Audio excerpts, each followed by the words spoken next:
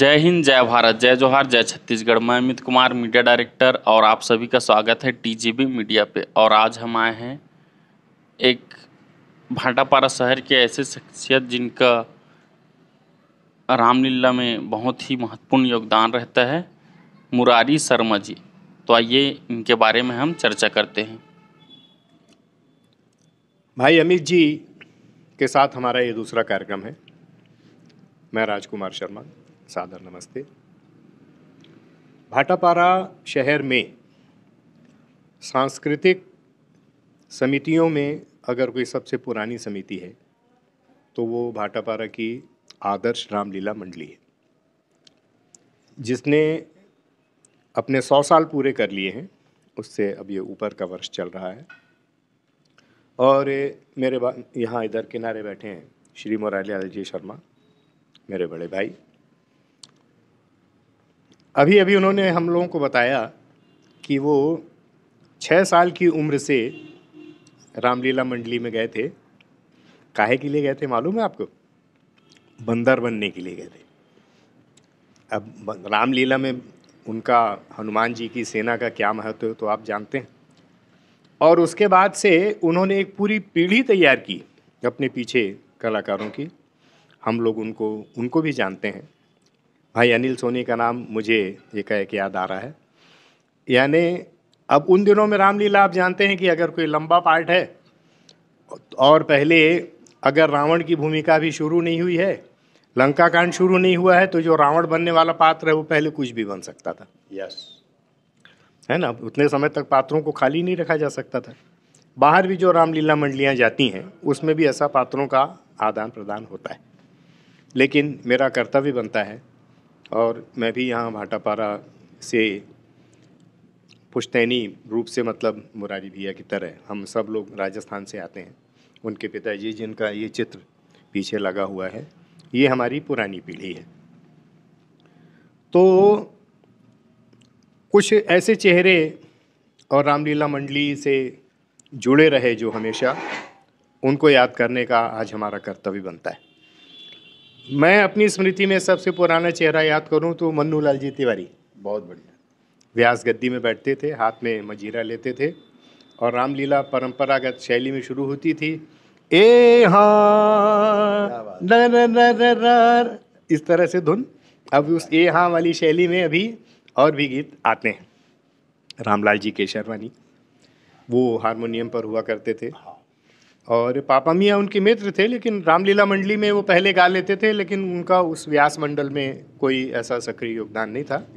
फिर भी ये पुरानी इतवारी राम जी ढोलक बजाते थे जो। और इन सब को जोड़ने वाली जो शख्सियत थी वो थे पंडित उमाशंकर जी त्रिवेदी। मैं आपको बताऊं कि कुछ मर्यादाएं, कुछ ऐसे मानदंड उन्होंने स्थापित करके रखे हुए थे। भाई मुरारी लाल जी मिश्रा आ रहे हैं, दूसरे मुरारी भाटापारा के, जो रामलीला मंडली से जुड़े। आइए आइए आइए, आपके लिए हमने एक कुर्सी पहले से खाली रखी है। और ये मुरारी लाल जी के लिए फिर एक एपिसोड अभी अलग से परिचय मैं आपका कराऊंगा उनसे। बात चल रही थी पुराने लोगों की। उमाशंकर जी त्रिवेदी, मैं मापदंडों की बात कर रहा था। मैं आपको बताऊं कि वो हम लोगों से भी बोले थे और हम लोग भी वहाँ पर गए थे। मतलब ये लगभग 7वें दशक की बात होगी। उनका आग्रह था कि हम लोग भी उससे जुड़ें।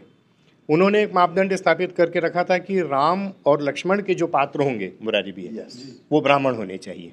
क्या बात। और वो बात अभी तक चली, और भी तमाम उसमें बाद में चेहरे जुड़ते गए। तो उनका आग्रह हम लोगों के लिए भी था कि हम वहाँ जाएं। मेरे साथ, मैं तो उन दिनों में पहले पढ़ रहा था, फिर उसके बाद एक धार्मिक मान्यता मेरे साथ आ गई, उसका जिक्र फिर कभी। लेकिन मैं गया, उनके आदेश का पालन किया मैंने। 2-3 दिन रिहर्सल भी कंडक्ट करवाई। और उस समय वो वाला चैप्टर जो मुकेश जी के स्वर में रामायण निकली थी, उसमें सुंदरकांड सबसे ज़्यादा प्रसिद्ध हुआ था। तो मैंने कुछ दिनों तक वो बन बाग उपवन वाटिका, ये वाला करवाया।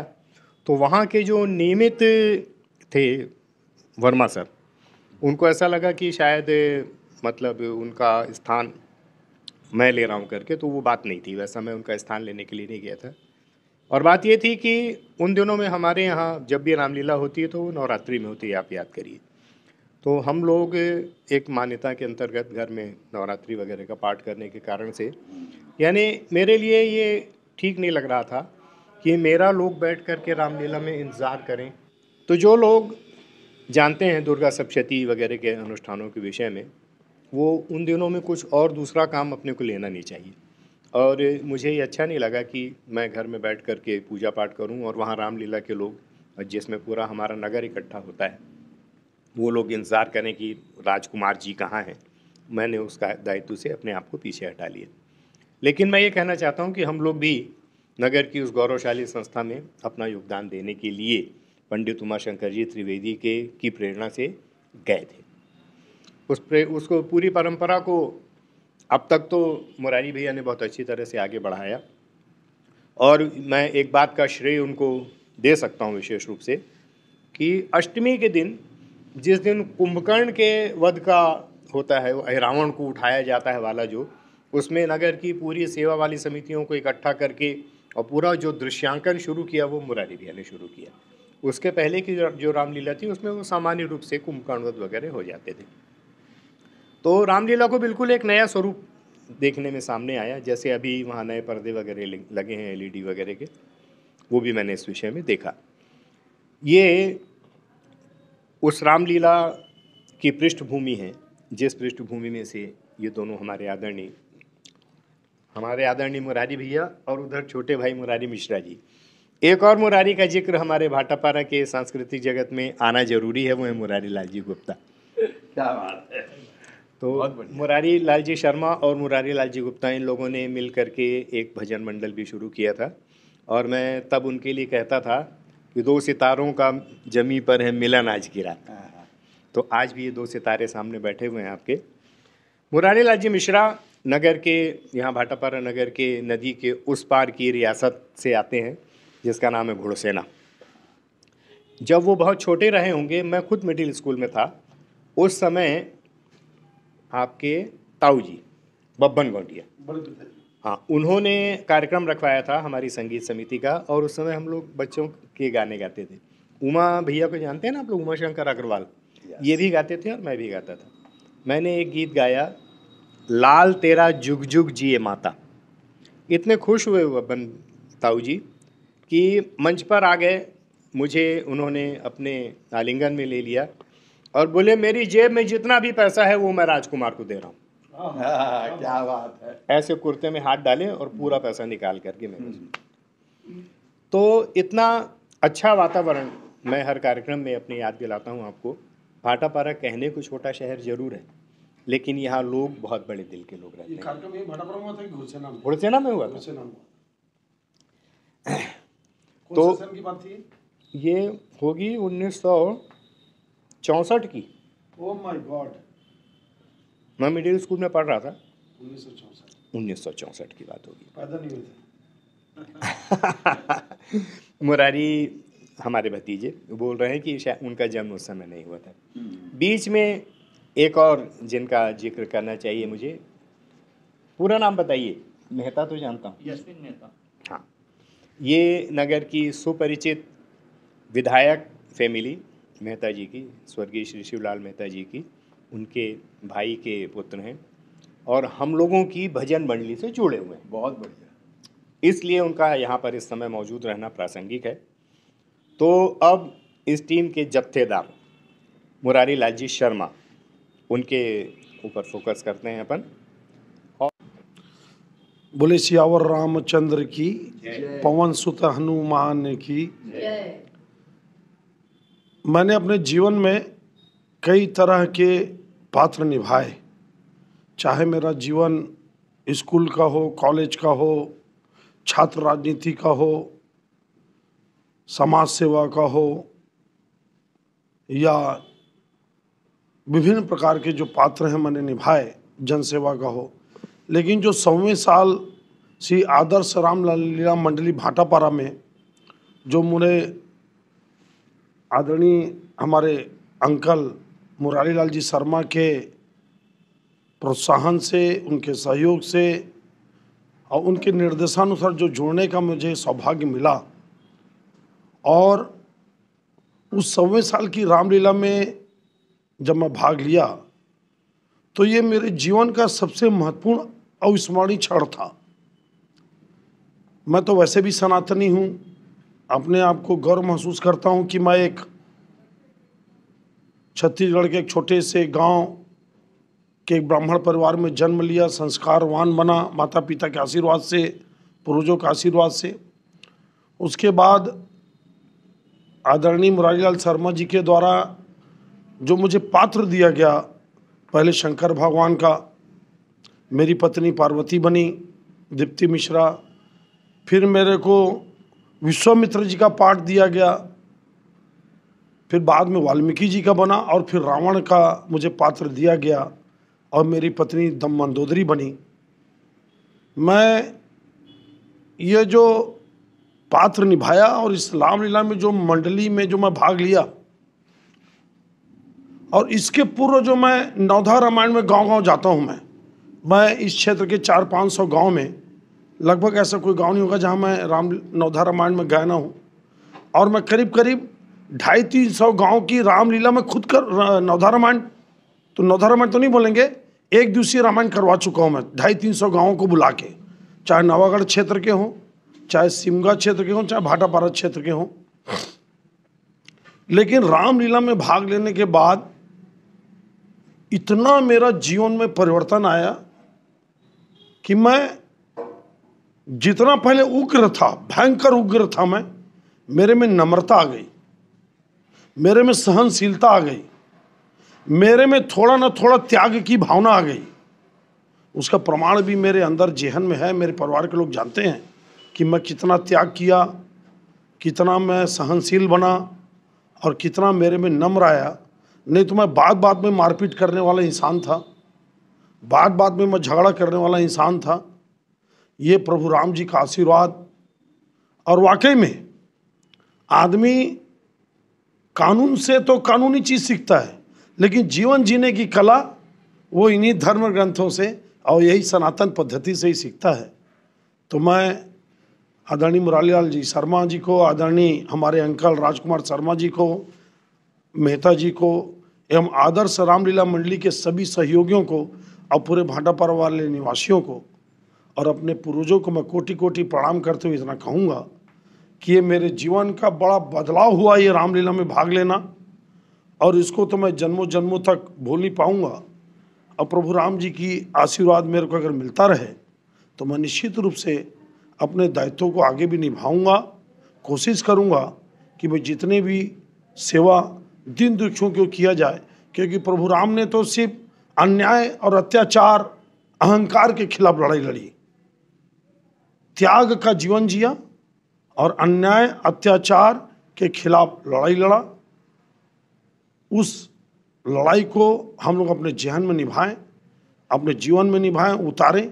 ये मैं कहूँगा। ज़्यादा ना बोलते हुए मैं पुनः आदर्श रामलीला मंडली के सभी को, आदरणीय मुरारीलाल शर्मा जी को, राजकुमार शर्मा जी को, मेहता जी को, सभी को बहुत बहुत धन्यवाद देता हूँ।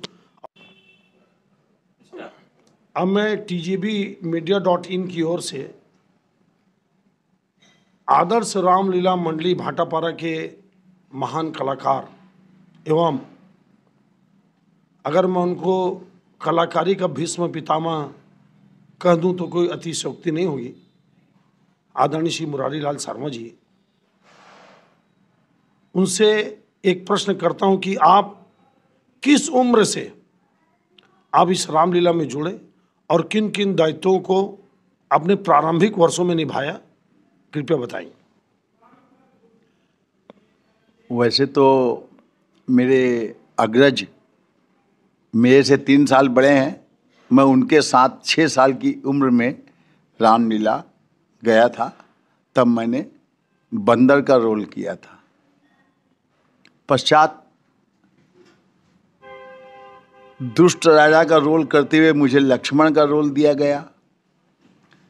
लक्ष्मण के पहले मैं सीता बना था, पश्चात मुझे राम का रोल दिया गया।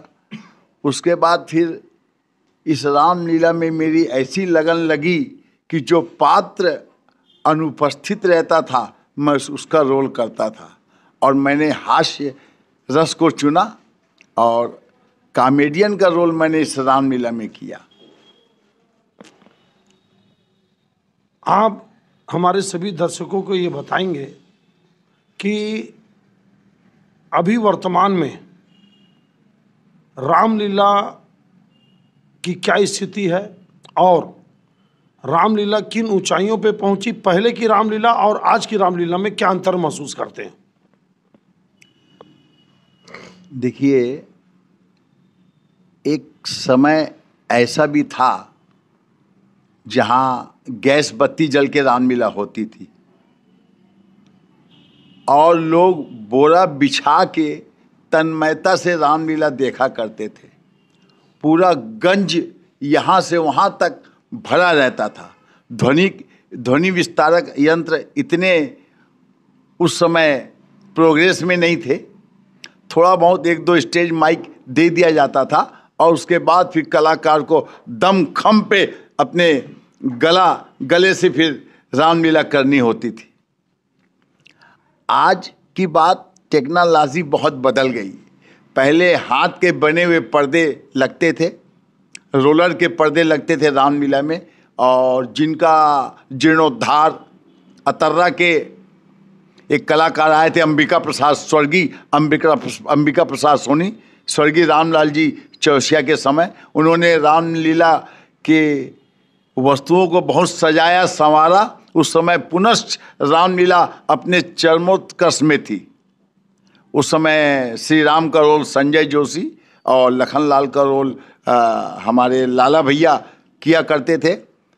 उमा शंकर जी त्रिवेदी, मन्नू लाल जी तिवारी, रामलाल जी केसरवानी, स्वर्गीय रामलाल जी चौरसिया, इनके बहुत, और स्वर्गीय उमा शंकर जी त्रिवेदी, ये बहुत महत्वपूर्ण कड़ी थे जिन्होंने हम सब लोगों को बांध के रखा था। हम तो उनके सामने बच्चे ही थे, पर वो एक परिवार जैसा हमसे संबंध रखते थे। हमारे जाने आने का बहुत ख्याल रखते थे कि आप समय से घर जाइए और समय से आइए। अब आज की रामलीला इतनी टेक्नोलॉजी बढ़ गई है कि साउंड और पीछे पर्दे सब एलईडी लगने लग गए हैं और श्रोताओं के लिए कुर्सी और पंखे लग गए हैं। तो आज की रामलीला की ऊंचाई को, तो ऊंचाई की बात आप छोड़ दीजिए, लेकिन एक बात मैं कहना चाहूँगा आपसे कि पहले जो दम खम से रामलीला जो होती थी, आज जितना साधन हम संपन्न हो गए उतने मंचस्थ पे हम कमजोर हो गए। फिर बच्चों की जो पढ़ाई है, उनका जो लोड है, स्कूल के अलावा एडिशनल कोचिंग क्लास, उन दबावों ने बच्चों को ठीक से समय न मिलने के कारण भी कई बातें इसमें शामिल है। लेकिन उसके बाद भी फिर भी आज पूरा भाटापारा नगर, समस्त कलाकार निःशुल्क रामलीला के लिए समर्पित रहते हैं, तैयार रहते हैं और अपना जैसा भी समय मिलता है, अमूल्य समय उस रामलीला को देते हैं। ये जो रामलीला होती है भाटापारा की, उसमें उस रामलीला को मंचन के लिए किन किन विधाओं का और किन महाकाव्यों के आधार पे ये रामलीला का मंचन किया जाता है, उनमें किन किन विधाओं का उपयोग किया जाता है? सबसे पहले तो यहाँ की जो वंदना है वो यमन राग में है, और रही साहित्य काव्य की बात तो रामलीला, चैत्र दर्पण, वसु नायक, राधे श्याम शर्मा बरेली वाले की किताब, प्रेम सागर इत्यादि का उपयोग किया जाता है। और ज़्यादा चौपाई के बाद कलाकार राधे श्याम शर्मा बरेली वाले की किताब से राधे श्याम ही बोलते हैं, जो पद्य के रूप में है।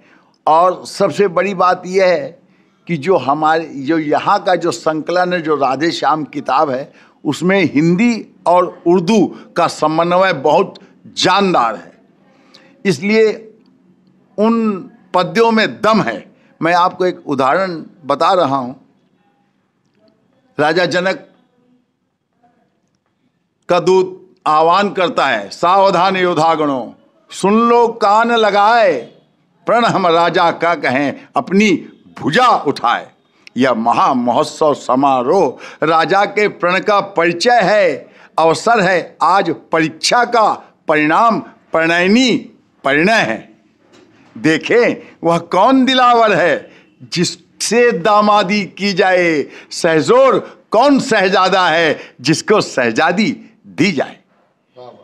ये उर्दू और हिंदी साहित्य का समन्वय है, जिसके कारण यहाँ की रामलीला के कलाकार जब पाठ करते हैं, संवाद करते हैं, तो श्रोताओं के मन के अंदर हर चीज चली जाती है। ये जो आप ये तो बता दिया आप पद्य के आधार पे, लेकिन रामलीला का जो मंचन होता है वो किस महाकाव्य के आधार पर होता है? मतलब जो चौपाई है, दोहा है, वो आप कहाँ से लेते हैं? किस आधार पे सब ये रामलीला होता है? मुख्य आधार उसका क्या है? श्री गोस्वामी तुलसीदास द्वारा रचित श्री रामचरितमानस की चौपाइयों के आधार पर ही रामलीला खेली जाती है।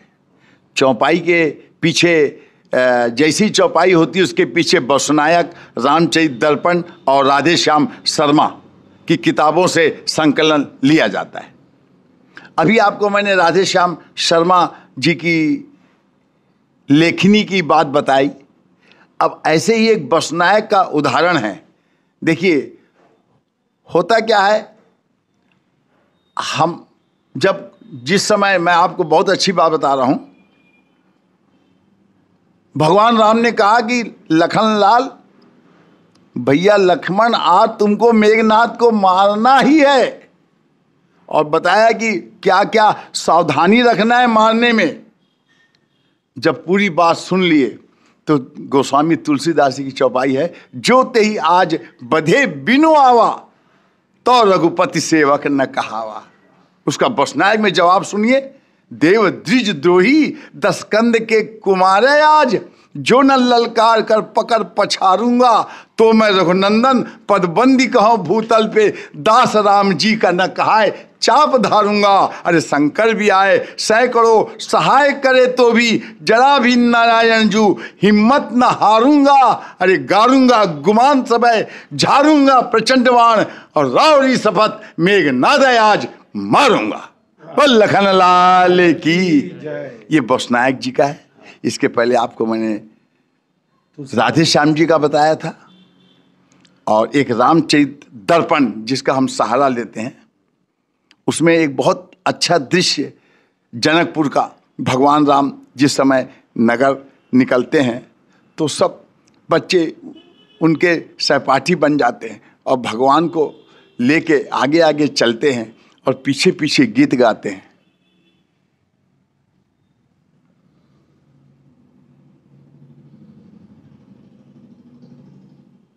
ये रामचरित दर्पण का है।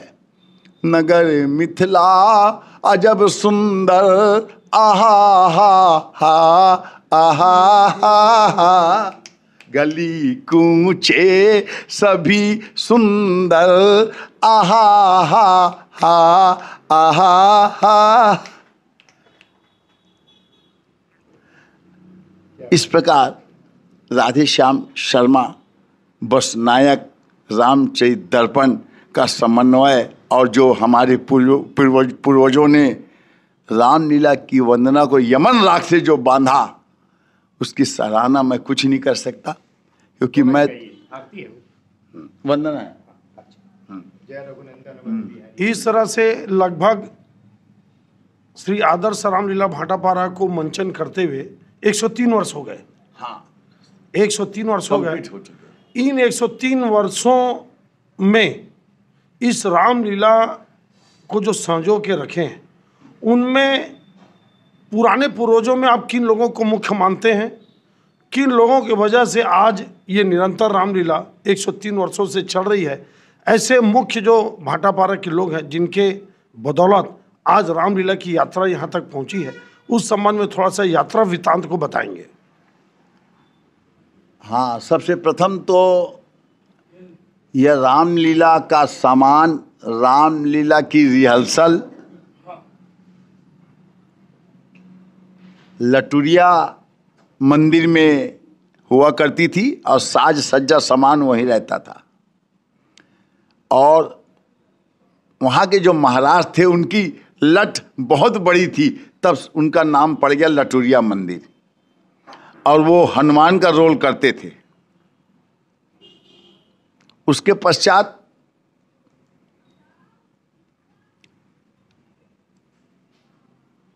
श्री स्वर्गीय झूमर लाल जी उपाध्याय, स्वर्गीय शिव प्रसाद जी अग्रवाल, स्वर्गीय कुंदन लाल जी शर्मा, स्वर्गीय जगन्नाथ जी जोशी, स्वर्गीय स्वरूप नारायण जी जोशी, स्वर्गीय कचरूलाल जी ठाकर।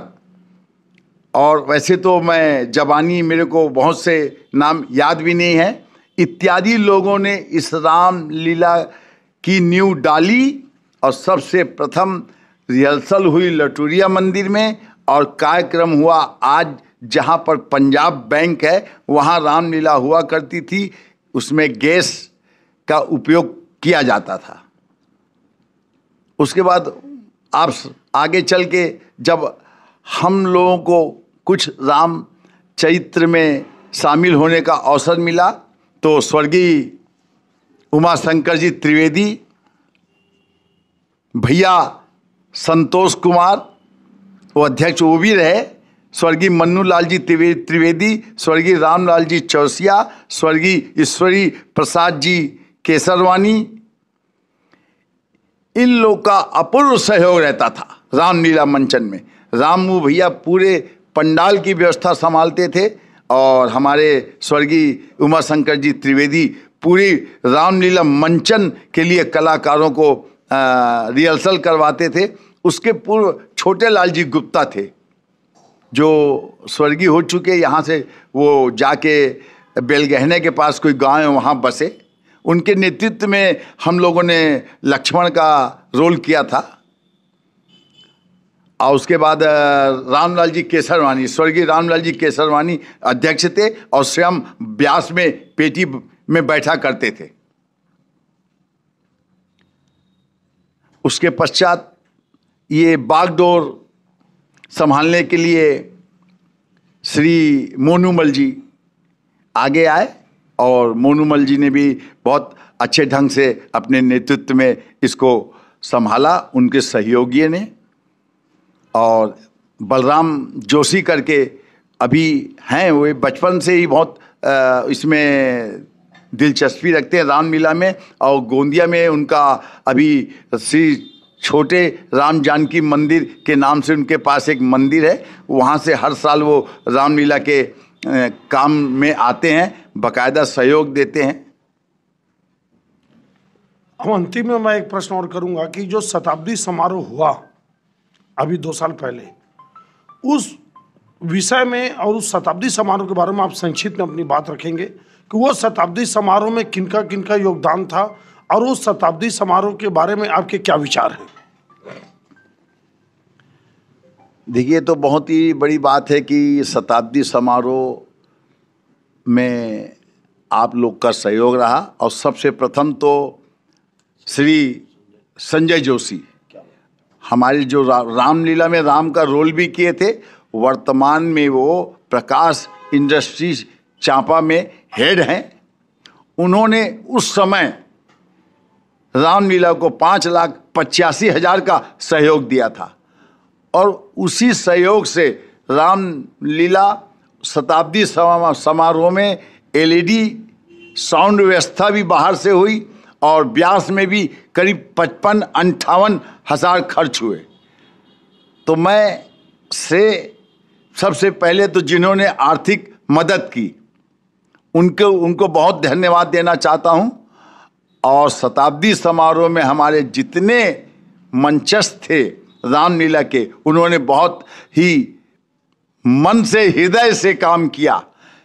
जब पूरी टीम एकजुट होकर मैच खेलती है तभी मैच जीता जाता है। और उस समय नए नए कलाकारों का पदार्पण हुआ और उस समय जो आपके मुरारी मिश्रा के परिवार, हमारी बहू और गुड़िया, सबने रोल निभाया और गजब का रोल निभाया। आज उम्मीद नहीं कर सकते इतना बढ़िया रोल उन्होंने किया। ऐसे नए नए कलाकार शताब्दी समारोह में जुड़े।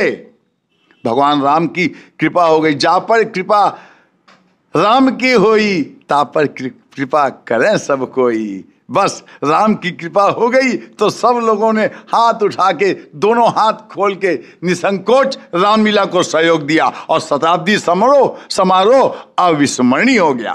बोल सियावर रामचंद्र की। छत्तीसगढ़ सरकार की संस्कृति विभाग ने भी क्या इस विषय में कोई आपको योगदान दिया? क्योंकि सभी की सहयोग से जो हुआ, उस विषय में आप क्या कहेंगे कि छत्तीसगढ़ सरकार का भी, संस्कृति विभाग का भी कोई योगदान रहा क्या? हाँ, देखिए 99 वर्ष तक तो कहीं भी हमको किसी प्रकार का अनुदान नहीं मिला। यहाँ की स्थानीय नगर पालिका रावण वध जिस दिन होता है उस दिन पूरी व्यवस्था वो करती है।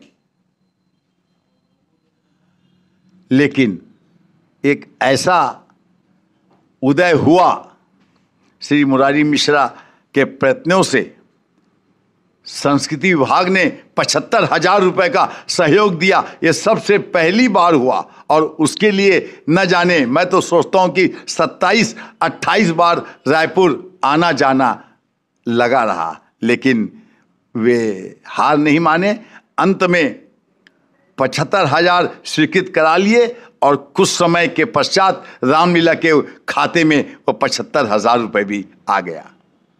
सियावर रामचंद्र की जय।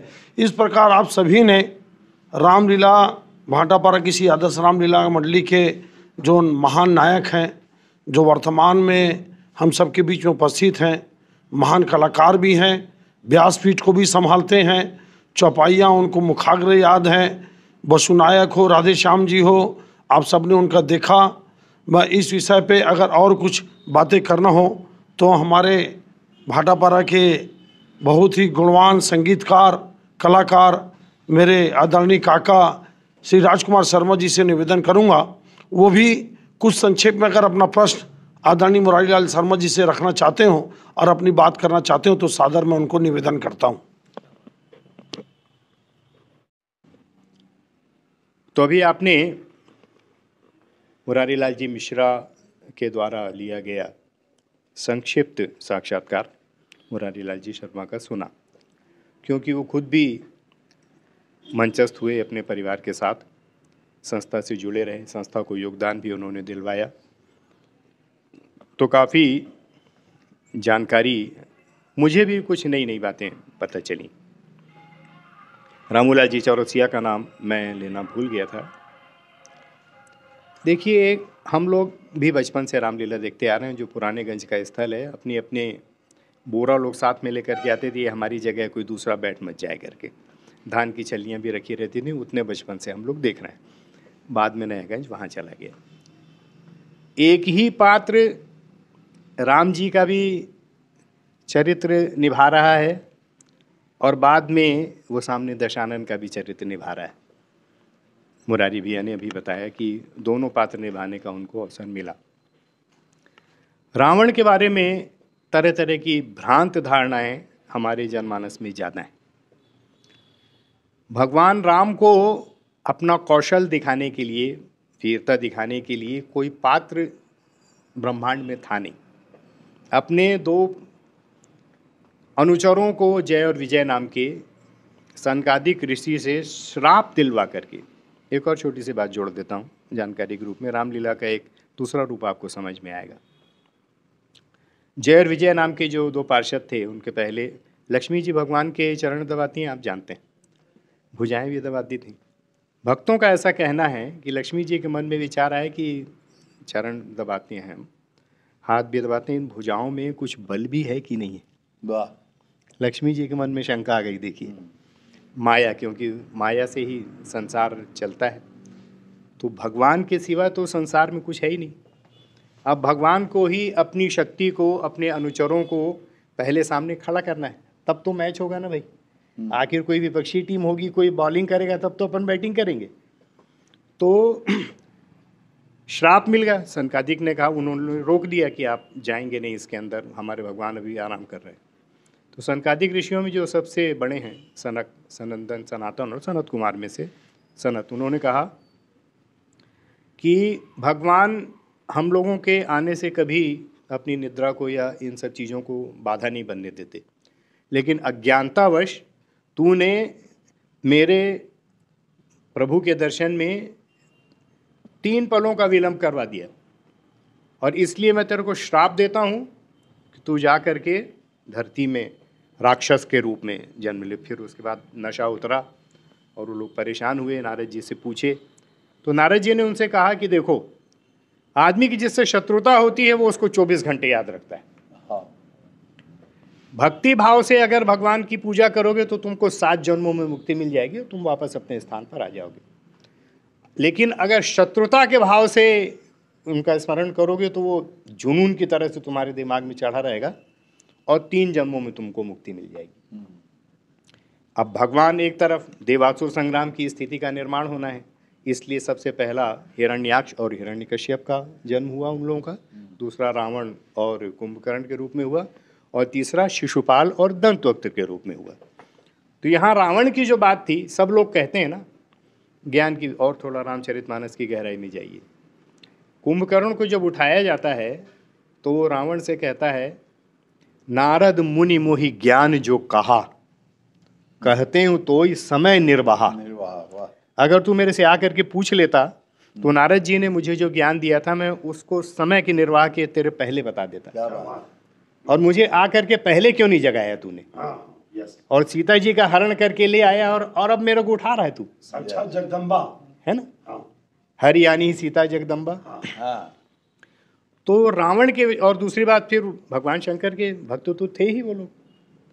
देवताओं को कोई भी एक शक्ति हर युग में प्रताड़ित करती है, क्योंकि ये देवता लोग जो है ना, ये सब लग्जरियस नेताओं के समान हैं। ये लोग इतनी ज़्यादा मतलब भोग विलास में डूब जाते हैं कि फिर वो किसी न किसी का अपमान करते हैं और अपमान उनको फिर वो नीचे ले आता है। तो महाज्ञानी रावण, उनका तांडव स्तोत्र भी आपको मालूम ही है, भगवान शिव के भक्त थे ही वो। अपना सिर तक काट करके चढ़ा दिया उन्होंने, एक कोटिन पाए। तो ये जो शंका हमेशा होती है कि भगवान राम की पत्नी को हरण करके ले गया रावण, वो जो बात है वो इसीलिए मन मह चरण बंदी सुख माना, रावण को अपना रोल करना था। और रावण के बराबर बलिदानी, रावण के बराबर भगवान का भक्त कोई नहीं हो सकता, जो 24 घंटे उनको ध्यान में रखा और अपने सारे परिवार की आहुति जितनी भी उनके साथ थे। यद्यपि वो उपजे पुलस्त्य कुल के में उनका जन्म हुआ, ऐसा तुलसीदास जी लिखते हैं, लेकिन तथापि विप्र बस साप बस भय सकल अघरूप, लेकिन ब्राह्मण के श्राप के कारण से उनको पाप का रूप धारण करना पड़ा। तो मैं ये सारा प्रसंग आपको इसलिए बता रहा हूँ कि जब रामलीला के अंत के 2 दिनों में आपको एक प्रसंग याद होगा कि रावण मतलब प्राण त्याग के लिए शव उसमें पड़े हैं और भगवान राम लक्ष्मण जी से बोलते हैं कि जाकर के उनसे ज्ञान सीख करके आओ। मुझे बचपन से याद है, और उमाशंकर जी त्रिवेदी का भी नाम मैंने लिया। ईश्वर ने उनको कद काठी ऐसी दी कि ऐसा लगता था कि वो हनुमान जी का रोल करने के लिए भाटापारा में थे, है ना, वो हनुमान जी का रोल तो करते ही थे। और जब वो वार्तालाप शुरू होता था यहीं के रामलीला मंडली का, तो रामू चौरसिया जी और इधर उमाशंकर त्रिवेदी जी, वो लोग जब बोलना शुरू करते थे तो ऐसा लगता था कि हे भगवान, रावण को क्यों मारा गया, इतना करुणामय। और वो फिर इधर खड़े हो जाते हैं, तो यहाँ सिर के पास आकर के खड़े होते हैं लक्ष्मण जी, तो रावण कोई जवाब नहीं देते। फिर वापस जाते हैं तो भगवान राम उनको फिर से भेजते हैं कि जा करके उनके चरणों की तरफ खड़े होकर के बोलो, तब रावण उनको जवाब देते हैं। और उसके बाद कहते हैं कि वो तुम मेरे जीते जी मेरी लंका में प्रवेश नहीं कर सके, लेकिन मैं तुम्हारे जीते जी तुम्हारे वैकुंठ में जा रहा हूँ, है ना। तो रामलीला जो है उसके बारे में इस तरह से नहीं सोचना चाहिए, और उसकी जो बुराइयां हैं जिसका हर साल अपन लोग वहाँ जा कर के वध करते हैं, वो उसको छोड़ दिया जाए। अब मुख्य बात पर आइए। मुरारी भैया ये भी राम का भी पात्र किए और रावण का भी पात्र किए। मैंने इनको उस रूप में कम देखा है, रावण वाले में लेकिन अभी उस अंतिम वाले दृश्य के बारे में वो खुद बताएंगे। आप कल्पना करिए कि आप धराशायी हैं, जमीन पर हैं, लक्ष्मण जी आपसे प्रश्न कर रहे हैं कि मुझे ये बताइए, तो वो वाला प्रसंग कि मैं स्वर्ग में सीढ़ी लगा देता वगैरह का, उसको आप जरा इस रूप में बताइए कि आप वहाँ विनय कर रहे हैं। ये लीजिए। क्या क्या पूछते हैं लक्ष्मण जी और क्या जवाब देता है रावण?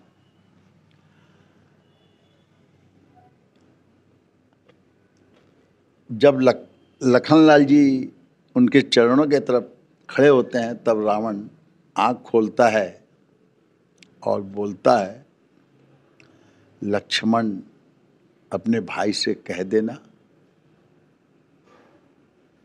कि अगर तुम्हारी रामनवमी मनाई जाएगी तो वहाँ एक तिथि से मैं आगे रहूंगा, मेरी विजयदशमी मनाई जाएगी।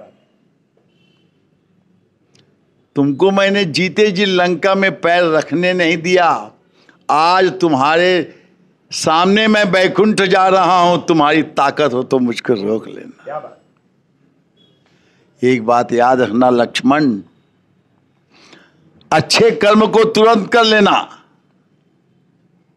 मैंने सोचा था कि जीते जी लोग मर के क्यों जाएं स्वर्ग, मैं जीते जी पृथ्वी से स्वर्ग तक सीढ़ी लगा दूं, लोग जीते जी स्वर्ग चले जाएं। मैंने सोचा था इस समुद्र के खारे पानी को मीठा क्यों नहीं कर दूं। मैंने सोचा था कि चंदन की लकड़ी इतनी खुशबूदार है, इसमें फूल क्यों ना लगा दूं, सोने में सुगंध क्यों नहीं ला दूं। इन तमाम कार्यों को मैंने, अच्छे कार्यों को दरकिनार रखकर मैंने परनारी का जो हरण किया, बस यही आज मेरे मृत्यु का कारण बना। क्या बात है, सियावर रामचंद्र की बहुत किस श्रेणी का ज्ञान है? और वैसे तो इनके, मेरे भैया राजकुमार के सानिध्य में, उनके नेतृत्व में तबला वादक है अनिल कुमार जी सोनी, मेरे साथ वो हास्य का काम करते थे और बहुत ही दिल से काम करते थे। और कॉमेडियल रोल तो मैं बहुत मेरा मन पसंदीदा रोल है। मैं कोई पाठ नहीं, कॉमेडी में कभी कोई रोल, कभी कोई कहानी या कोई किताब के आधार पर कॉमेडी होती ही नहीं है। आपके मन के आधार पर कॉमेडी होगी। आपको एक छोटी सी बात बता रहा हूँ मैं कि जनकपुर में जो स्वयंवर होता है तो पेटल, कामरूप के राजा पेटल और उनका सहयोगी लखटकिया ये जाते हैं जनकपुर। और चलते चलते चलते जब बहुत थक जाता है तो बोलता है, अरे बेटा लखटकिया, लखटकिया जनकपुर कितनी दूर है, और चलिए चलिए महाराज बस थोड़ी दूर है, चलिए चलिए महाराज बस थोड़ी दूर। अरे आगे आगे चल करके रास्ता बता दे, आगे आगे चल के रास्ता बता दे, आगे आगे चलने में लगता है डर, अरे धर अपनी नौकरी मैं चलता हूँ घर। अबे ठहर ठहर ठहर, लखटकिया जनकपुर कितनी दूर है, चलिए चलिए महाराज बस थोड़ी दूर है, चलिए चलिए महाराज बस थोड़ी दूर है। बस इसी के साथ आज के साक्षात्कार को हम विराम देते हैं और रामलीला के सभी पात्रों को, भाटापारा के दर्शकों को, आदर्श रामलीला मंडली को चलाने वालों को, सबको हम प्रणाम करते हुए जय सियावर रामचंद्र की जय, जय। आइए, आज का जो आपके सम्मुख ये परोसा गया टीजीबी मीडिया इंडॉट से अमित भाई के माध्यम पे, उनको हम बहुत बहुत धन्यवाद देते हैं और उनका आभार व्यक्त करते हैं और भविष्य में इसी प्रकार का सहयोग की उनसे आशा करते हैं। बोल सियावर रामचंद्र की। सबसे पहली बात तो बहुत बहुत धन्यवाद हमारे भाटापारा नागरिकों को जो रामलीला को इतना बढ़ावा दिया, क्योंकि जब श्रोता ही नहीं रहेंगे तो रामलीला का कोई महत्व नहीं है। सबसे पहली बात, क्योंकि श्रोता बड़ा होता है, वक्ता बड़ा कभी नहीं होता, न कलाकार बड़ा होता है। श्रोता नहीं होंगे तो कलाकार आगे नहीं बढ़ सकते। बहुत बहुत धन्यवाद। तो अभी आपने मुरारी लाल जी शर्मा के व्यक्तित्व और कृतित्व दोनों के विषय में अच्छी विस्तृत जानकारी, जो कि मुख्य रूप से रामलीला मंडली से संबंधित थी, वो अभी देखा और सुना। जीवन का आधा पहलू जो होता है वो रहता है पत्नी के रूप में। मेरे इस ओर मुरारी भैया की धर्मपत्नी अर्धांगिनी हमारी भाभी जी श्रीमती कृष्णा शर्मा बैठी हुई हैं, और आप देख ही रहे होंगे कि उनके पीछे भगवान श्री कृष्ण की आदमकद जो लगी हुई है तस्वीर, वो बैकग्राउंड में, और वो काम कर रही हैं जो हमारे घरों की गृहिणियाँ अधिकांश रूप से करती हैं। फुर्सत में संध्या आरती के लिए बत्तियाँ तैयार करने का काम है ना। भाभी जी का भाटापारा आगमन बताऊँ आपको कौन से वर्ष में हुआ? 1975 में, जबकि देश में इंदिरा जी ने आपातकाल लगाया। तो मुरारी हैं, हाँ, पीछे ताकत नहीं रही है। इसमें क्या शक है, बिल्कुल बता रहा हूँ ना। तो मुरारी भैया के जीवन में इमरजेंसी की घोषणा 1975 में हुई। और ये तय मानिए कि फिर जो प्रधान जो हो सकता था राष्ट्रनायिका उस समय इंदिरा जी थी, हमारी भाभी जी यहाँ भाटापारा में आई। मुरारी भैया ने अभी अभी कहा कि वो जो कुछ भी हैं उसके पीछे भाभी जी का ये परिश्रम है। एक मिनट ये बताइए कि 1975 में यहाँ आने के बाद, पहले से मुरारी भैया होटल वगैरह के बारे में तो विख्यात थे ही, लेकिन अभी आपने जिस पराठे की बात हम लोगों को बताई, वो पराठा किस तरह से तैयार होता था ये बताइए। बस ये घर में ये दुकान 86 में मैंने शुरू किया जी।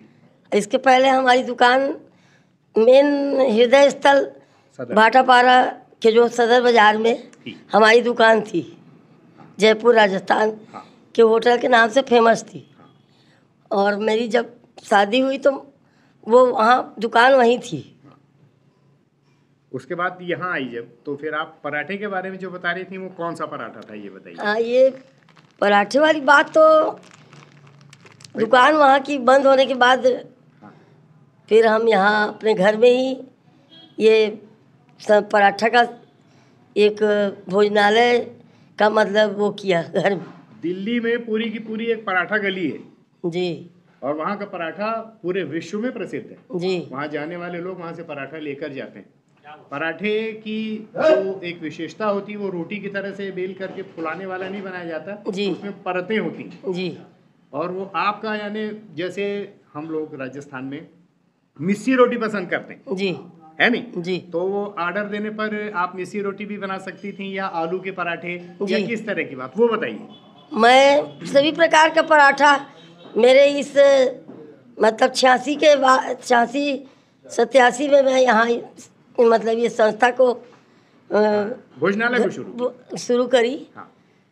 और पराठा मैं हर प्रकार का बना लेती थी। हाँ। पनीर पराठा है और पनीर का भी पराठा जी, आलू का पराठा तो फेमस है ही। फेमस और खोआ का पराठा छोटे छोटे बच्चों के लिए घर में खोआ इकट्ठा करके बनाती थी मैं और बच्चों को मतलब टिफिन में देती थी। बिल्कुल ठीक। और ऐसे ही मेरा मतलब इस संस्थान 0 से शुरू की थी और आज सब कुछ ठीक है। सब कुछ भगवान की कृपा से ठीक है। तो अभी आपने सुना कि मुरारी भैया ने जो कहा था कि मेरे अपने जीवन की सफलता के पीछे वो भाभी जी की प्रेरणा है। एक कहावत भी है कि हर सफल व्यक्ति के पीछे एक स्त्री की प्रेरणा होती है। उनकी प्रेरणा स्वरूप भाभी जी आपके सामने हैं। हमने इनको बिल्कुल श्रमिकों की तरह काम करते देखा है, अपनी आंखों से देखा है। हम इनके संघर्ष की गाथा भी जानते हैं, एक पीढ़ी दर पीढ़ी, और बच्चों को जो विरासत मिली। एक कहावत है कि घर वैसा ही होता है जैसी घरवाली होती है। ये उन्होंने एक मजबूत आधार तैयार किया अपने परिवार के लिए। हम सभी उनका आभार प्रकट करते हैं कि उन्होंने हमारे टीवी चैनल को अपना साक्षात्कार दिया, अपनी भूमिका से उनको अवगत कराया। फिर किसी अवसर पर अकेले आपका इंटरव्यू लेने के लिए हम लोग फिर हाजिर होंगे। नमस्ते। तो 6 वर्ष की उम्र से जो लंबा सफ़र शुरू हुआ, 73 वर्ष के हो गए हैं मुरारी लाल जी शर्मा। और जो मुख्य उनके जीवन का हिस्सा रहा वो रामलीला मंडल को समर्पित रहा। उसकी कुछ जीवंत झलकियाँ वो आपको दिखाएंगे। तुलसीदास जी की रामायण रामचरितमानस, कुछ राधे श्याम रामायण में से लिया जाएगा। निकलिए आरती, लेकिन निकलिए ना आप, संध्या आरती का समय हो गया है। अब मैं मुरारी लाल जी शर्मा से आग्रह करता हूं कि वो अपने मंची जीवन की कुछ झलकियां आपको दिखाएं। लीजिए।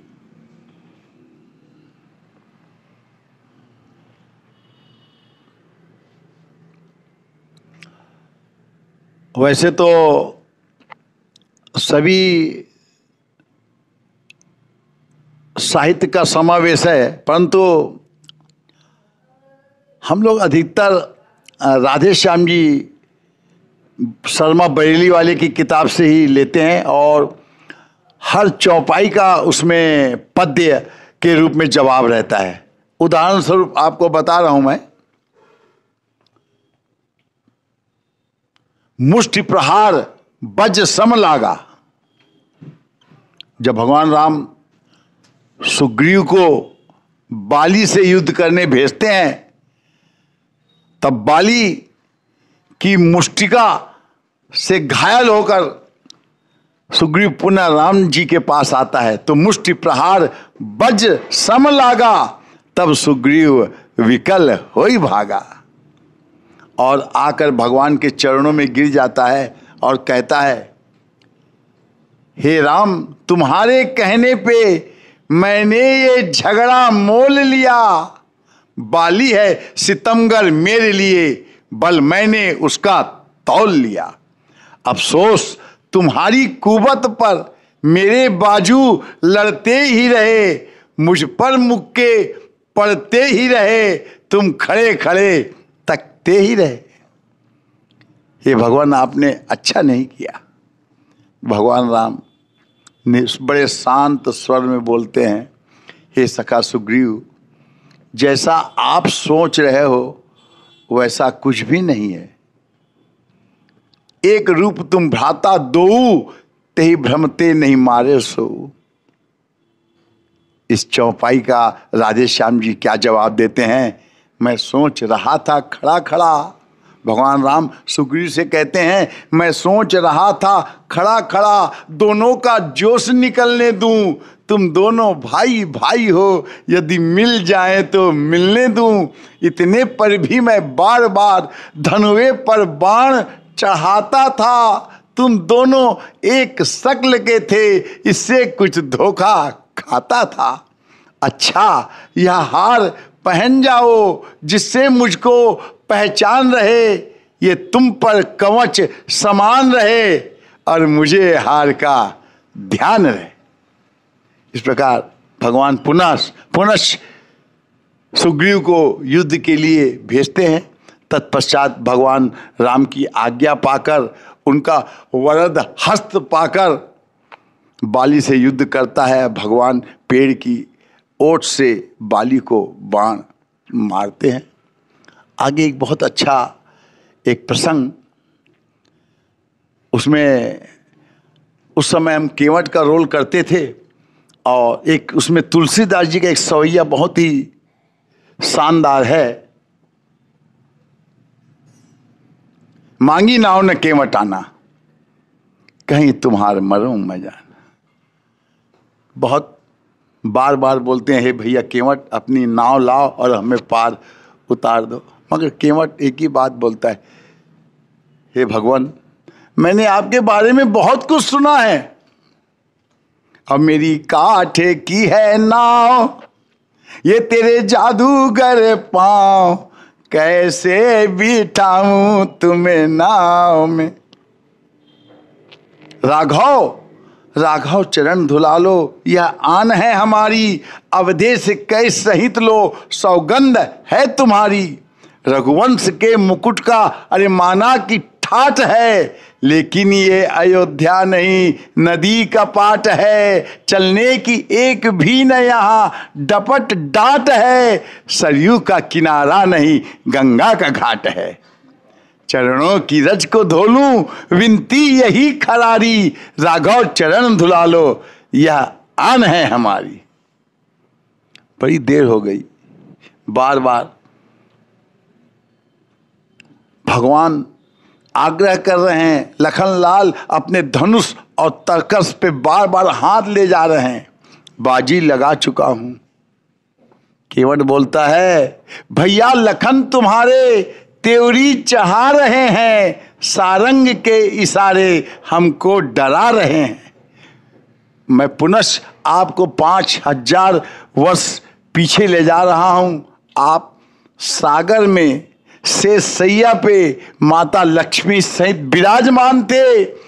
लक्ष्मी माता आपके पैर दबा रही थी और मैं कछुआ बनकर जब आपके चरणों को छूने को करता था तो लखनलाल शेषावतार अपने फन से फुफकार कर मुझे भगा दिया करते थे। मैं 5000 वर्ष से आपको पाने का कार्य कर रहा हूं और आपके भाई लखनलाल मुझे आपसे दूर भगाने का कृत्य कर रहे हैं। आज भी धनुष बाण पे हाथ लगा रहे हैं। कोई बात नहीं, आप मुझे मार दीजिए, सवेरे चर्चा होगी नगर में। भैया लखन तुम्हारे त्योरी चढ़ा रहे हैं, सारंग के इशारे हमको डरा रहे हैं। मारो या नाथ तारो, है आज मेरी बारी, राघव चरण धुला लो, यह आन है हमारी। और बाजी लगा चुका हूं, बाजी लगा चुका हूं। नाथ अपने जान की करुणा की शान देखूंगा, करुणा निधान की। या तो अधम उबारने का दावा छोड़ दो, अथवा चरण धुलाने की सब शर्त तोड़ दो। कवि शुक्ल श्याम सुंदर बोलो बढ़ो अगारी, राघव चरण धुला लो, यह आन है हमारी। सुन केवट के बैन प्रेम लपेटे अटपटे, बिह से करुणा ऐन चितय जान की लखन तन। तो भगवान राम ने कहा, हे केवट भैया आप जो चाहते हो वैसा कर लीजिए और जल्दी से हमें गंगा के पार उतार दीजिए। बोल रामचंद्र की। तो राधे श्याम हर रामलीला मंडली में भारतवर्ष में गाई जाती है, परंतु मैं एक बात बहुत अच्छे से गर्व से कहता हूं कि जो हमारी मंडली में राधे श्याम गाई जाती है, अन्यत्र ऐसी रागनी में कहीं नहीं गाई जाएगी। अब सुनिए बहुत अच्छी बात। शूर्पणखा रावण के पास जाती है जब लखनलाल द्वारा उनके नाक और कान कतर दिए जाते हैं, और क्या बोलती है,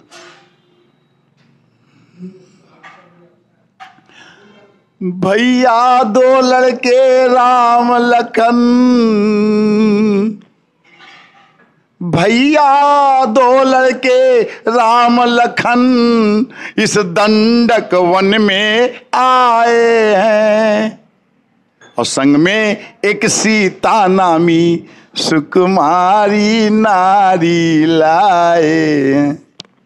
नागा उधर में निकल पड़ी, उस नारी से मिलना चाहा। उस समय निगोड़े लक्ष्मण ने मुझसे कुछ छल करना चाहा। भैया मैंने कहा कि अरे मैं रावण दशानन लंका नरेश रावण की बहन हूं। जब उसने आपका नाम सुना भैया आपको बहुत गाली दी। मेरी ये नाक गई जो गई, मेरी ये नाक गई जो गई, अब अपनी नाक संभालो तुम।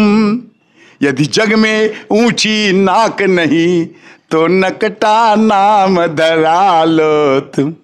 ये हमारी इस रामलीला की राधे श्याम की रागनी है, और जिसे आपके समक्ष मैंने बिना ताल बिना वाद्य के सुनाया।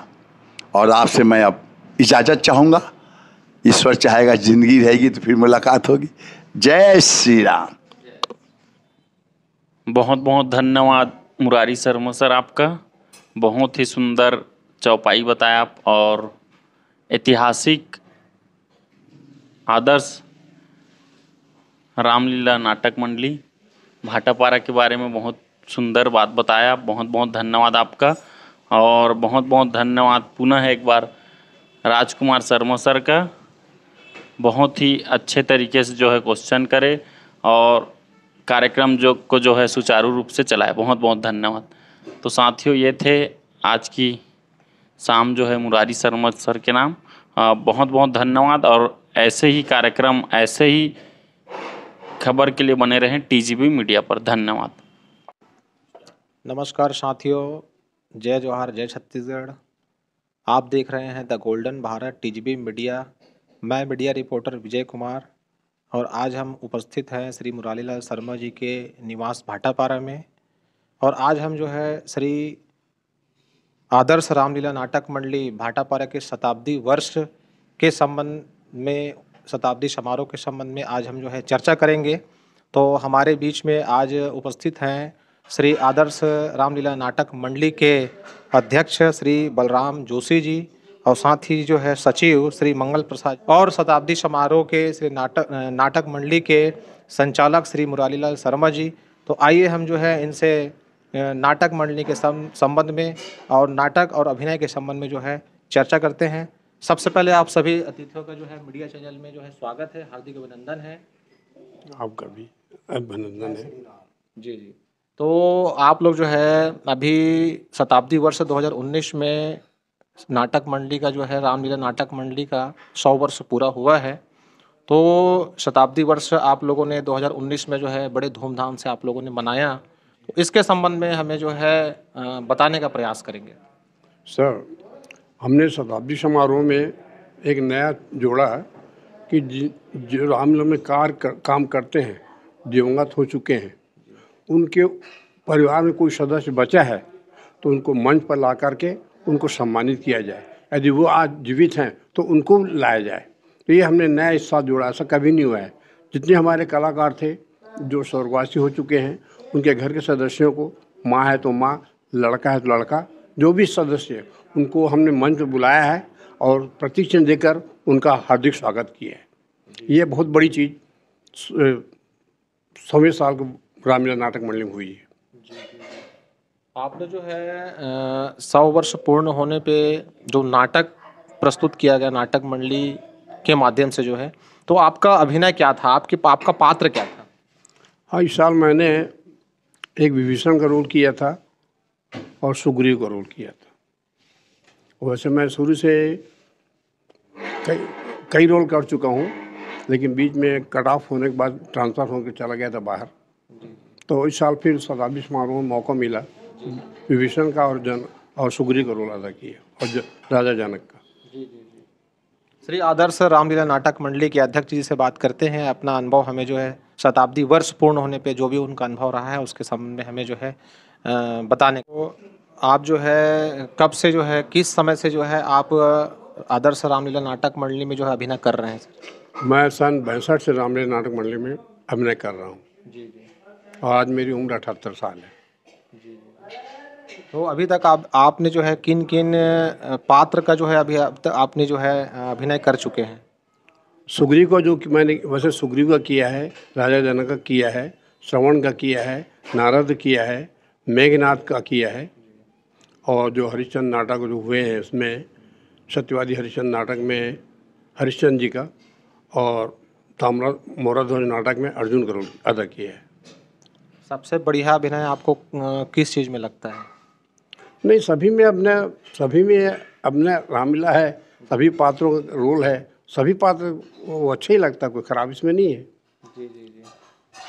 अभी आपकी उम्र जो है 78 वर्ष हो चुकी है और आगे भी जो है रामलीला नाटक मंडली जो है हर साल बड़े धूमधाम के साथ में जो है भाटापारा शहर में मनाया जाता है और आगे जो है अभिनय करने का आपका यदि विचार है तो उसको हमें जो है इस मीडिया चैनल के माध्यम से बताने का प्रयास करेंगे। नहीं, अब अभिनय का विचार नहीं है, उम्र हो चुकी है। अब बच्चे जो छोटे आ रहे हैं उनको हम लोग तैयारी करवाते हैं। ये हमारी तैयारी रामलीला शुरू होने के 4 महीने पहले शुरू हो जाती है। और आजकल तो बच्चे भी समय पे नहीं आ पाते, उनको इतना ज़्यादा लोड है पढ़ाई का। तो कोई बच्चा 4 बजे आ रहा है, कोई 5 बजे आ रहा है, कोई 6 बजे आ रहा है। तो उसके अनुसार हमारे भाई साहब दोनों बैठ कर के सिखाते हैं रामलीला के लिए। और रिहर्सल में जब तक बच्चे नहीं आएंगे तब तक वो अच्छा प्ले इसको नहीं कर सकते स्टेज में। जितना रिहर्सल होगा उतना निखार आता है, उतने कलाकार मंचते हैं। और कितना भी अच्छा कलाकार हो, यदि डायरेक्ट स्टेज पे उतर जाएगा तो फेल हो जाएगा।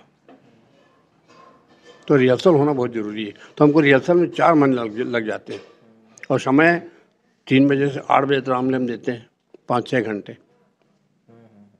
और हमारी तो इतनी ज़्यादा जुनून है रामलीला के प्रति। हमारा जब ट्रांसफ़र हो गया था बीच में 2 साल कांकेर, हम मेडिकल ग्राउंड में आते थे 4 महीने छुट्टी लेकर के, दोनों साल।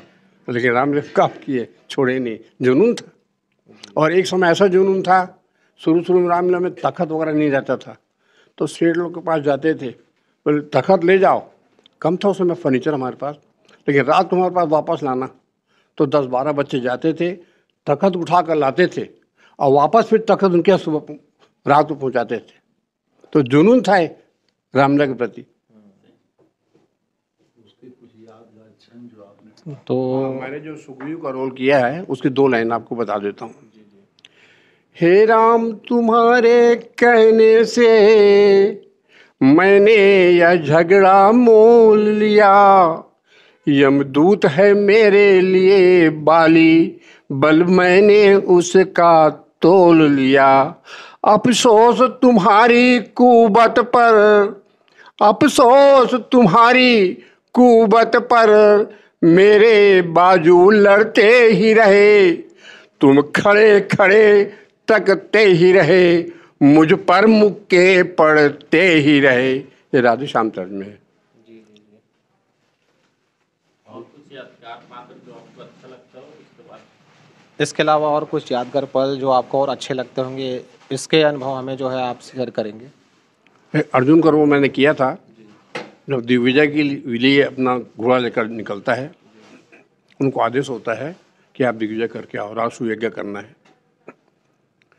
आज्ञा सिर धरी आपकी भ्रात मेरे सुख दैन, जाता हूँ जाकर अभी सजवाता हूँ सैन, जाके सेना सजाकर बजा शंख दूं जी, जाके सेना बजा शंख दूं, है हुक्म आपके से उजर ही नहीं, दिग्विजय बिन किए मुख दिखाऊं तुम्हें, दिग्विजय बिन किए मुख दिखाऊं तुम्हें, कुंती माता का तो मैं पिसर ही नहीं। ये बहरत है। मैंने जनक का रोल किया था जिसमें करुण रस था। जी, उसे भी शेयर करेंगे। सीता जी विदाई होती है उस समय का है।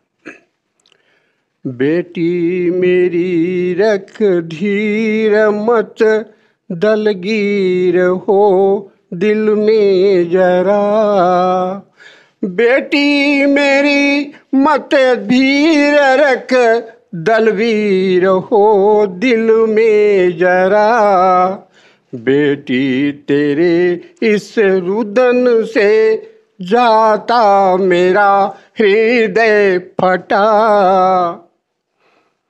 कौशल्या तेरी सासू बेटी मौत उनको जानना, दशरथ तुम्हारे हैं पिता तुम जनक उनको मानना। तो छंद में आएगा क्या? ये छंद था। क्या पहले राधेश्याम रामायण चलती थी बरेली वाले की, उस बाद हम लोगों ने सोचा अब उसको दूसरे उसमें भी कन्वर्ट किया जाए। तो उसमें बहरत है, छंद है, लावनी है, चौबोला है, कवित्त है, कालंगना है, ये सब तर्जें हैं जो जनता को काफ़ी पसंद आई। अब उसी तर्ज पे रामलीला चल रही है। जी। अभी आपने श्री आदर्श रामलीला नाटक मंडली का जो भी आपने जो है पात्र अभिनय किया है उसके बारे में, उसके अनुभव के बारे में अभी जो है आपने जो है अपना अनुभव शेयर किया। इसके लिए आपका जो है टीजीबी मीडिया परिवार की तरफ से बहुत बहुत स्वागत, हार्दिक अभिनंदन है। आप सभी लोगों का बहुत बहुत धन्यवाद। तो कब से आप जो है आदर्श रामलीला नाटक मंडली में कब से आप जो है अभिनय पात्र का काम कर रहे हैं? मैं 10 साल की उम्र से कर रहा हूँ जी। आज मैं 55 साल का हूँ। 45 साल हो गया आपको लगभग लगभग। जी हाँ जी। कौन कौन सा पात्र आपने अभी तक किया हुआ है? मैं अब तक के मेघनाथ का रोल किया, रावण का रोल किया, बाणासुर का रोल किया और विश्वामित्र का भी रोल किया। जी जी। इनमें से सबसे अच्छा अभिनय या पात्र कौन सा लगा आपको? मेरे को सबसे अच्छा पाठ लगा मेघनाथ का। जी जी। उसके बाद उसका काम किया मैं रावण का। यह रोल मेरे को बहुत पसंद थे। जी हाँ। कुछ लोकोक्तियाँ, सूक्ति या छंद वगैरह कुछ भी जो है आप हमें जो है बताने का जो है हमें प्रयास करेंगे। मैं मेघनाथ का पाठ आपको बताता हूँ। जी। उस बार भाग्य ने बचा दिया, इस बार न बचने पाएगा। और पहले तो मूर्छा आई थी, पर अब के प्राण गंवाएगा। ऐ लक्ष्मण तुझको खबर नहीं, मैं आफत का परकाला हूँ। और जिससे दिक्पाल दहलते हैं, वह मस्त और मतवाला हूँ। मैं वह सागर हूँ बड़ा अगर, तो प्रलय काल दिखलाएगा। वह ज्वालामुखी शैल हूँ मैं, फूटा तो जग जल जाएगा। बहुत बढ़िया, बहुत शानदार रहा जो है। इसके अलावा हमें और कुछ और जो है हमें छंद या लोकोक्ति वगैरह जो है आप बताएंगे, शेयर करेंगे हमारे बीच? मेरे को वीर रस के ही पाठ बहुत अच्छे लगते थे, जैसे कि लंकेश का रोल अच्छा लगता था। बाली का भी रोल किए थे? जी हाँ जी हाँ। ये जी हाँ, ये लंकेश का रोल। हाँ। बस बस अब मौन विभीषण हो, अनुचित हो दंड सहोदर का। इस जगह और होता कोई, तो अब भी काट देता सर को। दुश्मन के आगे सर झुकाए, यह रावण का दस्तूर नहीं। मर जाना है मंजूर, मगर सीता देना मंजूर नहीं। घर वाला होकर घर ही को अपमानित करा रहा है तू। आबरू छत्र सिंहासन की मिट्टी में मिला रहा है तू। ऐ कुलद्रोही कायर कुबुद्धि, ओझल हो मेरी आंखों से। और जा उन्हें ही नीच सिखा अपनी, जा मिल जा तपसी बच्चों से। बहुत लाजवाब जो है आपने अभी अपना अनुभव शेयर किया। बहुत लाजवाब, बहुत अच्छा लग रहा है। वीर रस से संबंधित हमें और कुछ जो है आप पंक्ति जो है सुनाने का जो है काम करेंगे सर जी? ये वीर रस का एक और है पंक्ति। धिक्कार तुम्हारे शस्त्रों पर और लंबे चौड़े आकारों पर, जो 10-10, 20-20 बानर कर जाए काम हजारों पर। रे आराम पसंद हो आलसियों, क्यों अपना दूध लजाते हो। और लंका विदेशियों को देकर अस्तित्व अपना मिटाते हो। जी जान लड़ा कर रखना है इस जन्म भूमि के वैभव को। और मुझसे भी बढ़ चढ़कर समझो लंका नगरी के गौरव को। तुम वह हो जिसने सुरमंडल इस 10 कंधर ने जीता है। तुम वह हो या लंकाधीश्वर, जिसके पौरुष से जीता है। जिसका राजा हो स्वर्गजीत, कैलाश उठाने वाला हो। जिसके निर्बंदी गृह में यमराज बंद कर डाला हो। उसके सहचर, उसके अंचर बानर से पिटे जमाने में, तो सचमुच है लाख लाख धिक्कार वीरों की जाति कहने में। बहुत जबरदस्त, बहुत बढ़िया आपका जो है पंक्ति हमने अभी जो है सुना, काफी अच्छा लगा। बहुत बड़ी का जो आपने पात्र निभाया है उसके संबंध में और हमें कुछ लोकोक्ति या सूक्ति जो है हमें बताने का काम करेंगे। मैं एक स्वयंवर का पाठ बताता हूँ। जी जी। सो रहा था आज अचानक लंका में, स्वप्न में देखा तो स्वयंवर दृष्टि आया है। अरे चौंक कर चला जूही क्रूरों की करतूत देखी। क्रोध हुआ खैर उसे माफ फरमाया है। और देख कर कमान यहां ध्यान हुआ शंकर का। तोड़ने को पिनाक मम भुजा फड़फड़ाया है। अरे ओ बंदीजन, जाकर कह दे विदेश से कि भेज दे जानकी को 10 भाल ने बुलाया है। बहुत बढ़िया, बहुत बढ़िया, बहुत लाजवाब। वीर से संबंधित रावण के जो पात्र आपने निभाए हैं, तो वीर से संबंधित हमें और कुछ कड़ी जो है आगे पंक्ति हमें बताएंगे।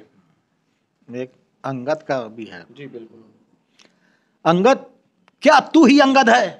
क्या तू ही बाल का बालक है? क्या तू ही बांस की पावक है? क्या तू ही पिता का घातक है? यदि तेरा गर्व नष्ट होता तो होता ना आज अकाज नहीं, और तपसी का दूध कहाने में आती है तुझको लाज नहीं।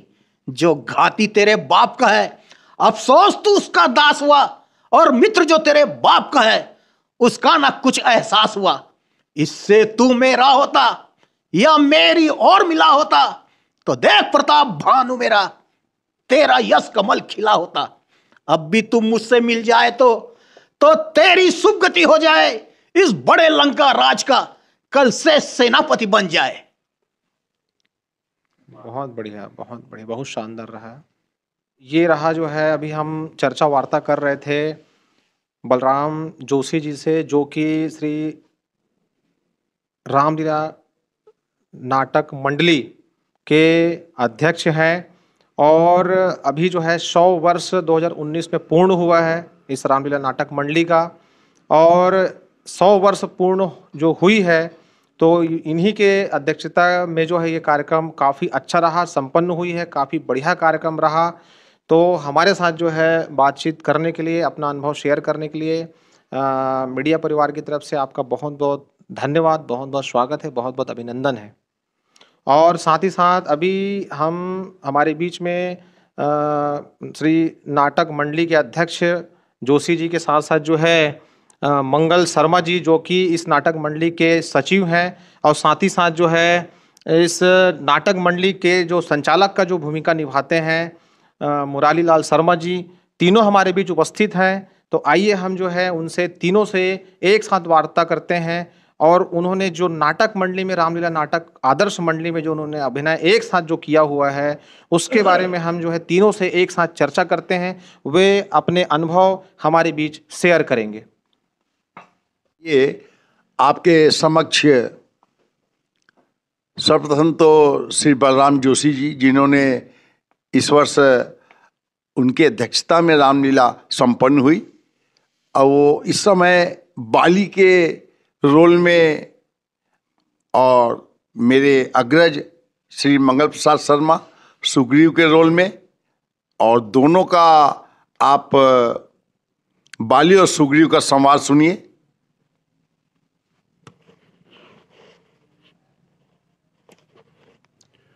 क्यों बैठा छिप कर कुटिल कायर कपटी नीच, अब न बचे मति मंद सठ आई तेरी मीच। आई तेरी मीच पकड़ कर तुझे इसी क्षण खावे, ओ अभिमानी हट धर्मी क्यों निकल न घर से आवे। ऐ नीच बाली, क्या नारी की गोद में घर में छुपा बैठा है। आ देख, तेरे सामने आज तेरा काल खड़ा है। और कोई नहीं, दुष्ट सुग्रीव है, युद्ध उससे ही करने में जाऊं प्रिया। क्या तू सुनती नहीं, गर्जना रिप करे, गर्जने का आनंद चखाऊं प्रिया।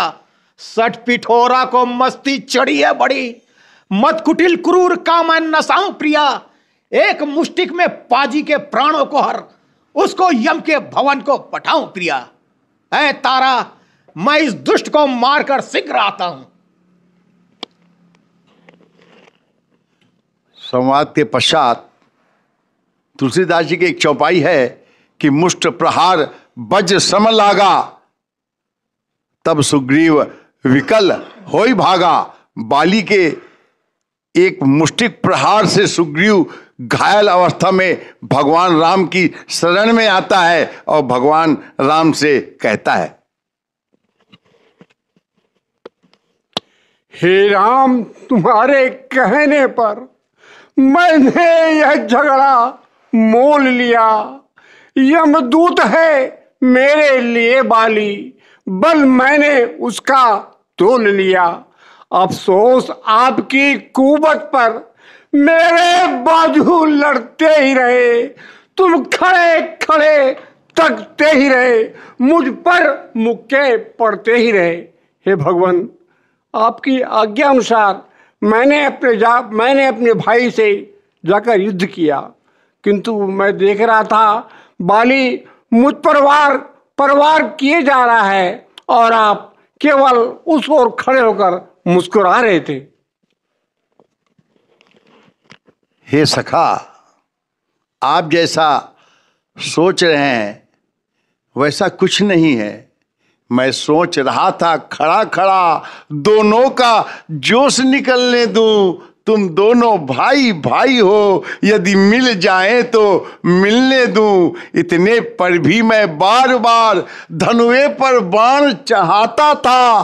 तुम दोनों एक शक्ल के थे, इससे कुछ धोखा खाता था। अच्छा यह हार पहन जाओ जिससे मुझको पहचान रहे, यह तुम पर कवच समान रहे और मुझे हार का ध्यान रहे। हे सखा, अब आप पुनः जाकर बाली से युद्ध करो। यह सुग्रीव का बाण नहीं, यह किसका बाण करारा है? धोखा धोखा दगा दगा मुझ वीर को किसने मारा है? सुग्रीव के संरक्षक होकर क्या तुमने उसे उबारा है? इन पेड़ों के पीछे छुपकर क्या मुझको तुम ही ने मारा है? सचमुच था मेरा भाग्य बड़ा जो मेरे सम्मुख प्रभु आए और सुग्रीव के कारण मैंने भी समदर्शी के दर्शन पाए। सुग्रीव के संरक्षक कन्या, भगनी, बेटे की बहू और छोटे भाई की नारी जो इन्हें कुदृष्टि से देखे वह वध के योग्य दुराचारी। सुग्रीव अनुज की भार्या को तूने निज स्त्री कर डाला, इस कारण मेरा बाण चला और तेरा खात्मा कर डाला। फिर मित्र मेरा सुग्रीव हुआ, यह समाचार तू जानता था। हरते हैं मित्र मित्र का दुख, यह नीति नहीं क्या मानता था। जो मेरी बिछड़ी सीता का प्रण करे मुझसे मिलाने का, क्या मैं कुछ भी न प्रयत्न करूं उसकी तकलीफ मिटाने का? हे प्रभु, जची मुझे यह बात, पर प्रभु यह बतलाइए किया है क्यों प्रतिघात? सुग्रीव तो मेरा भाई है, भाई भाई हैं हम दोनों। समदर्शी की तो नजरों में चाहिए एक ही सम दोनों। फिर सुग्रीव आपका मित्र हुआ और बाली आपका दुश्मन है। यह न्याय कहां का है स्वामी? वध करने का क्या कारण है?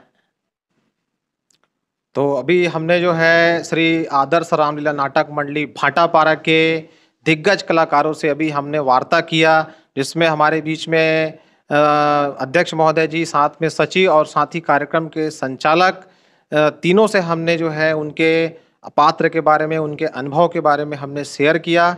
तो आपने जो हमारे दर्शकों को जो आपने जो है बताया अपने पात्र और अनुभव के बारे में, उसके लिए टीजीबी मीडिया परिवार आप तीनों का तहे दिल से धन्यवाद करती है, अभिवादन करती है, आप तीनों का आभार प्रदर्शन करती है। तो इसी तरह की जो है खबर के लिए और इसी प्रकार के जो है हर प्रकार के विज्ञापन के लिए बने रहिए टीजीबी मीडिया के साथ में। मैं विजय कुमार, मीडिया रिपोर्टर, आप सभी लोगों का बहुत बहुत धन्यवाद। जय जोहार, जय श्री राम। LIC, जिंदगी के साथ भी जिंदगी के बाद भी।